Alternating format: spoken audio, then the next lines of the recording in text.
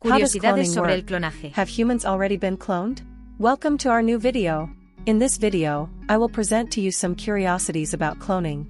The following topics will be addressed. What is cloning? How does animal cloning work? Types of artificial cloning, successfully cloned animals. How does therapeutic cloning work? Has any human been cloned? The advantages and disadvantages of cloning, and ethical questions about cloning. Get ready to learn amazing things about this procedure and amaze your friends with these interesting facts. What is cloning? The term encompasses various techniques aimed at generating a genetically identical copy of a biological entity. The first thing that comes to mind is the cloning of entire organisms, but genes, organs, and tissues can also be cloned. For the cloning of an extinct species that still has similar animals, an intact cell could be used, or the entire genome of the extinct animal would need to be mapped to reconstruct its genome and the genome of the existing animal modified to transform it into that of the extinct animal. The ovum would then be implanted into a similar animal until the species had enough individuals to continue existing on its own. Studies have shown that both the meat and milk of cloned animals are not toxic to our bodies and generally do not show differences when compared to the same natural products. Clones are not only artificially generated in laboratories, but asexual reproduction also exists in nature, generating a new identical individual from a single cell of the parent. In mammals, something similar can be observed with identical twins. It's worth noting that in mammals, the DNA of the offspring is different from that of the parents, and even twins do not share the same DNA 100%. Types of artificial cloning. There are 3 types of artificial cloning: genetic cloning, reproductive cloning, and therapeutic cloning. The difference between them lies in the outcome of the process. Genetic cloning produces copies of DNA segments or genes. Reproductive cloning produces entire individuals. And therapeutic cloning produces embryonic stem cells for tissue creation and reconstruction. How does genetic cloning work? The gene of an organism is inserted into a vector, bacteria, viruses, yeast cells, or plasmids, and then the necessary conditions are provided for the vector to multiply. How does animal cloning work? In reproductive cloning, a mature somatic cell of the organism to be cloned is needed. This sample will be inserted into an empty ovum or oocyte, meaning this cell had its own DNA removed and is now nucleus-free. The insertion of the cell's DNA into the ovum can be carried out in 2 ways. The first is to fuse the entire cells using an electric current. The second is to extract the nucleus of the somatic cell with a needle and inject it into the ovum. Initially, the first stages of embryo development occur in a test tube, and then the embryo is implanted into the womb of an adult female animal. This technique is called somatic cell nuclear transfer. The main challenge for these animals is to survive birth. Those that survive are usually healthy. This technique has made it possible to increase the success rate and therefore reduce the mortality rate. Successfully cloned animals. The most famous case of successful cloning is that of the sheep named Dolly in 1996. It took 277 cloned embryos to create her. But did you know that Dolly wasn't the first successfully cloned animal? In 1979, the first cloned mice were produced, and then cows, chickens, and sheep were cloned. And now you might be wondering why Dolly is the most famous cloned animal? The cloning of this sheep was different from the previous ones. It was the first time that a mature somatic cell was successfully cloned. The previous cases involved injecting embryonic cells into an empty ovum.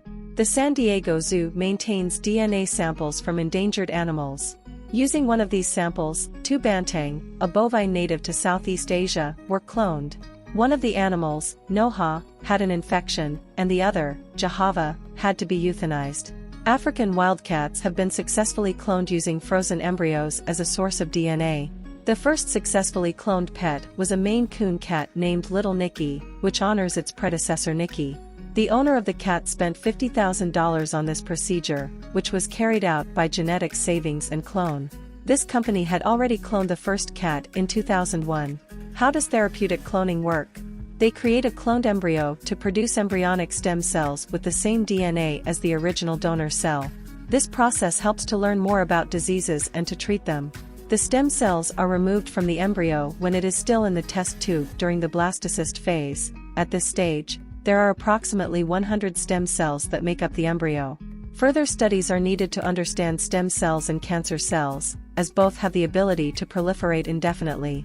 There are even studies that have shown that after 60 cycles of cell division, a stem cell can become a cancer cell. Has any human been cloned?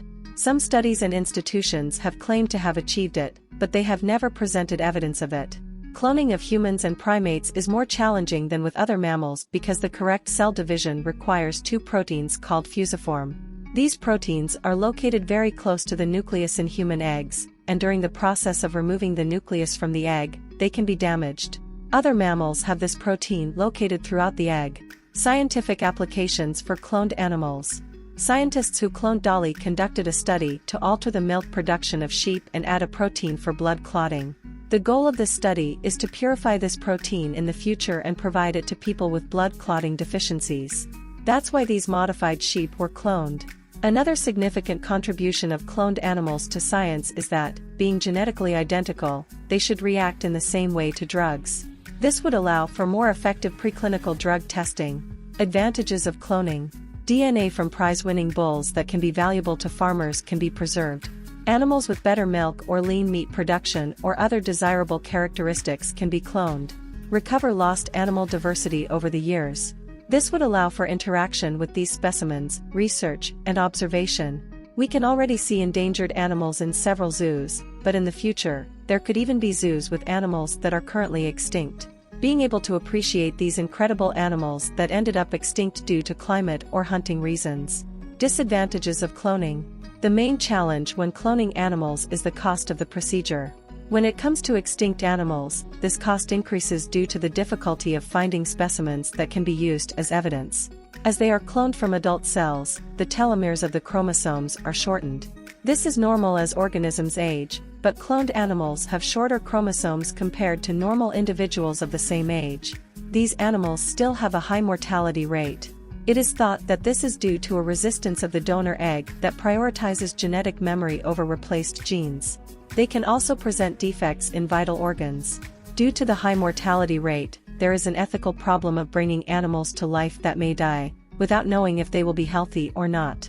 Some of the animals that became extinct a long time ago would not adapt to the current condition of our planet. A way to not only replicate but also evolve their genome or provide a more suitable habitat would be needed.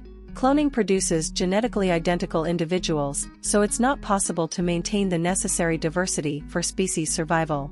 Cloned animals, even with the same genetics as the original animal, may have different phenotypic characteristics. In some species, genes responsible for coat color are randomly activated and deactivated. Environmental conditions also influence animal appearance.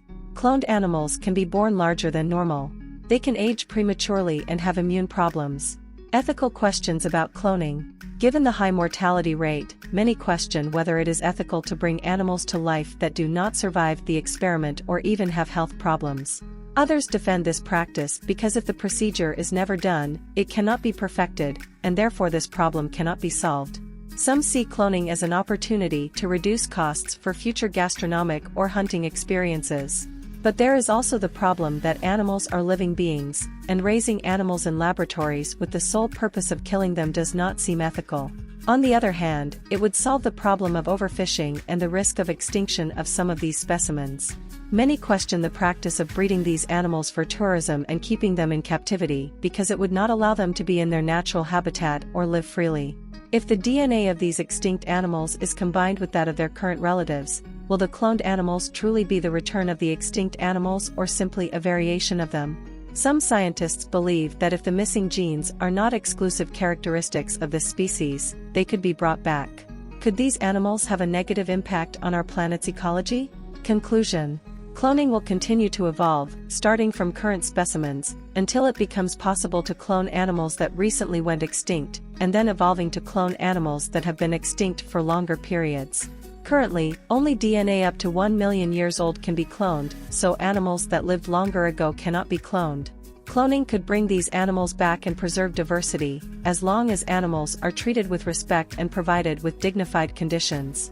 This practice, along with current animal preservation measures, could help many species. Bringing back extinct animals is possible, but we are still far from achieving this due to the difficulty not only of cloning these animals but also of bringing the necessary diversity for them to mate and produce healthy individuals with biological diversity that do not share the exact same genetic code. Thank you for watching this video. If you liked it, don't forget to give it a like and subscribe to my channel to receive more content like this. And tell me in the comments, what do you think about cloning?